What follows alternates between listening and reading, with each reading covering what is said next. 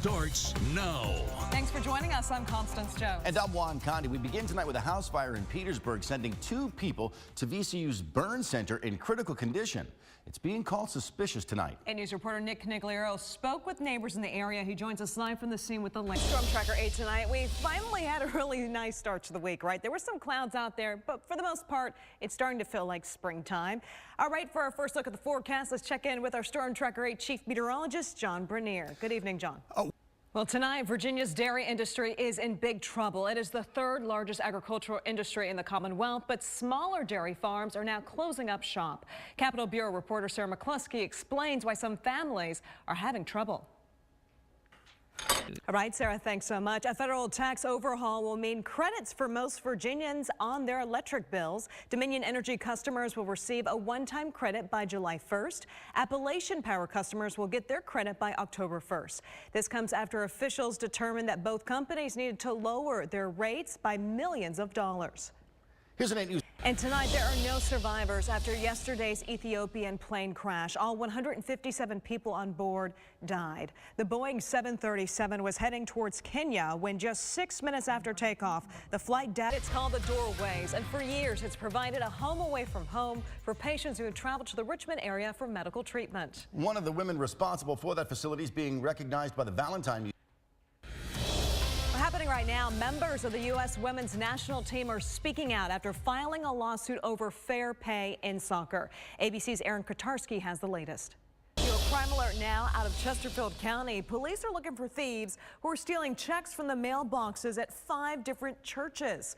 A news reporter Sierra Fox is live with the details tonight. Sierra. To a massive narcotics raid in Colonial Heights this morning. 8 News was on the scene with investigators for hours. Now, police conducted the drug raid at a home at Hamilton Avenue near Jackson Avenue. Oh, welcome back. I'm Constance Jones. Governor Northam has signed more than 80 measures into law. Now, one makes it easier for absentee voters to cast their votes. Another lets tenants get their attorney fees reimbursed if they win their cases. Well, a little boy is lucky to be alive tonight after he was trying to play hide and seek in Florida when he got trapped inside of a cooler. You see him right there in that video. Watch the video. You can see him climb inside, and then the cooler lid closes on him. Now he starts screaming and his family frantic. To a city person's utility bills. And to help balance those numbers, Mayor Stoney is also proposing a 50-cent cigarette tax. A similar proposal actually was rejected last year. Local business owners and some residents say they're not too happy about the proposed hike.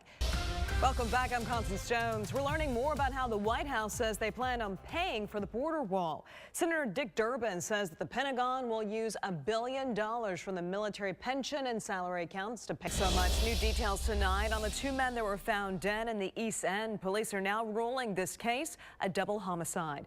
Police have identified. Jeopardy host Alex Trebek announced today that he's been diagnosed with stage 4 pancreatic cancer. He shared his message in a video that was posted on Jeopardy's Facebook and YouTube accounts this afternoon. Well, a new law would work to ban the use of tobaccos in Virginia school. Governor Northam signed the measure today. It would make local school boards create new tobacco-free policies, banning the use of any tobacco products on school buses or on any school property.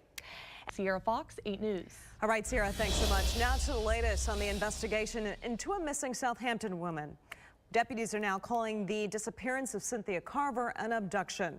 Now, authorities found a knife and after losing 23 people to deadly tornadoes in an outbreak. Now, the parents of 10-year-old. Tonight, a Virginia woman is arrested for DUI after she admitted to drinking a box of wine from a Target store. Now, deputies say that Diane Now, the Virginia ABC says your best bet is to buy your alcoholic beverages from licensed businesses. That was Aaron Thomas reporting in Chesterfield. Right. Well, it was a big night tonight for the VCU Rams basketball team. They won their first ever outright regular season Atlantic, I always say A10 title. 8 Sports anchor Natalie Calabat's here in the studio to break it down for us. Natalie? That's right, Juan and Constance. With a BB gun in Richmond. And before we begin the story, we should warn you that some of the images in the story may be too me. That was Attorney General Mark Herring speaking for the first time since admitting to wearing blackface to a party in the 80s. That's when he was a student at the University of Virginia. 8 News reporter Aaron Thomas is in our digital center with more on what he had to say. Aaron. Person killed in a pedestrian accident in Central Virginia. Police say that Kathy DeMeo was walking on Hungry Springs Road when she was hit by a horse racing is coming back to the Commonwealth. We got a behind-the-scenes look at the construction at Colonial Downs. Welcome back. I'm Constance Jones. This week is Richmond Black Restaurant Experience Week in Richmond. The event is supposed to promote minority-owned businesses, restaurants, and food trucks. Starts now. First Lady Pam Northam says that she's sorry if she offended anyone during a tour at the Executive Mansion. I'm Constance Jones. I'm Juan Condi. Senate, nearly 50 Richmond public school employees are losing their jobs at the end of the spring term. Casualties of a brand new school budget. 8 News reporter Sierra Fox just got to see that budget. She joins us live. Thanks so much. Well, a man is recovering tonight from serious injuries after a crash in Dinwiddie County. It happened on Cox Road this afternoon. Police say that Carl Childers lost him.